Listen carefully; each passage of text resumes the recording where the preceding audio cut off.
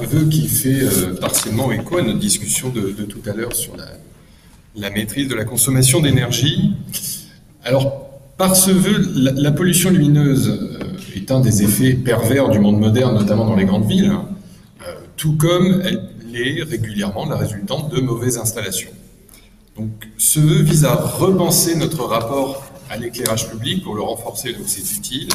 et de facto supprimer l'éclairage inutile. Donc, dans le détail, je pense que les considérants sont assez clairs et sont assez partagés. On connaît tous les rythmes circadiens qui sont effectivement, et c'est un automatisme contré par l'éclairage artificiel. Nous savons tous que l'éclairage public a un effet de facto nocif sur la végétation, sur les insectes, sur les animaux en environnement urbain. Nous connaissons probablement tous la position de l'Académie nationale de médecine qui préconise donc de classer l'exposition à la lumière la nuit comme perturbateur endocrinien dans un rapport de 2021. Mais nous connaissons aussi les impératifs auxquels l'éclairage public répond, notamment les impératifs de sécurité publique, y compris en termes de circulation. Donc pour revenir au 11e arrondissement, il est fréquent de constater qu'une partie de ce fameux éclairage public dans notre arrondissement semble, pour certaines installations, inutile, inadapté aux usages, mal orienté ou, à contrario, déficient. Nous en avons déjà parlé il y a à peu près un an.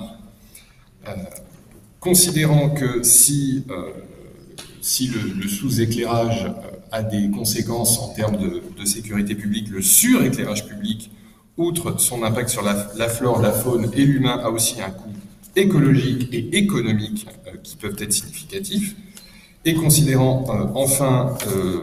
l'existence de dispositifs innovants qui ont pu notamment être déployés dans les villes de Lille, de Toulouse, de Bordeaux ou de Lyon, donc notre groupe, le groupe Changer Paris, donc, qui est l'Union des Républicains et des Centristes, en écho à la dénomination que nous avons depuis le début de ce Conseil, donc propose que le 11e arrondissement soit déclaré pilote dans l'optimisation de l'éclairage public, que cette optimisation puisse se décliner au travers d'un diagnostic au niveau de l'existant afin d'identifier les zones de surexposition et les zones de sous-exposition et notamment les mauvaises orientations, notamment les lampadaires qui ont orienté vers le ciel, ce qui est un non-sens sur tous les points de vue, et que à la suite de ce dispositif, de nouveaux dispositifs ou de nouveaux calibrages de dispositifs existants puissent être réalisés afin de garantir une exposition la nuit qui soit compatible avec les impératifs de sécurité publique, mais qui ne génère pas de surexposition ou d'éclairage vers le ciel, ce qui est, comme je le disais, une hérésie.